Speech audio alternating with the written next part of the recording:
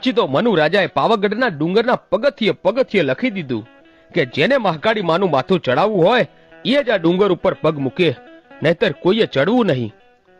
આમ કરી રાજા ડુંગરેથી ઉતરી ગયો અને ત્યારથી 1 દિવસ 2 દિવસ અને એમ કરતા કરતા 3 મહિનાના વાણા વાઈ ગયા.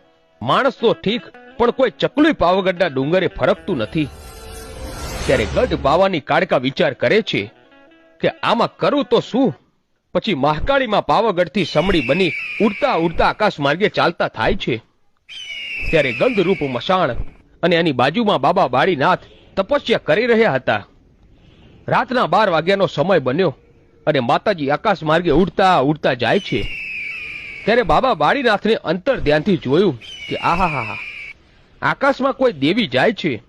પછી તો પોતાના હાથમાં આંજળી લઈને હવન કુંડમાં ઘા કર્યો અને હવન કુંડમાં નાખતાની સાથે જ જમીનથી આકાશ સુધીની દિવાલ બની ગઈ અને માતાજી એ દિવાલે અથડાઈ અને નીચે આવ્યા.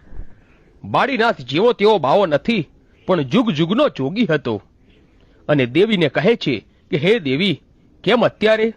ત્યારે ગઢ પાવાની કાળકા વાત કરે છે કે મારે અને મનુ રાજાને વિવાદ થયો છે કે મને માથું ચડાવે એવો માણસની શોધમાં હું નીકળી છું. હે બાળીનાથ બાબા, મને માથું ચડાવે એવો માણસ કોઈ છે ખરો? અને તે દી બાવા વાળીનાથે મહાકાળી માને એટલું કીધું, હે દેવી, ઉજ્જૈન નગરીમાં રાજા વિક્રમનું રાજ ચાલે છે. એ એક જ એવો પરાક્રમી રાજા છે કે એ તમને માથું ચડાવે, બાકી તો આ દુનિયામાં કોઈ પોતાનું મસ્તક ના આપે.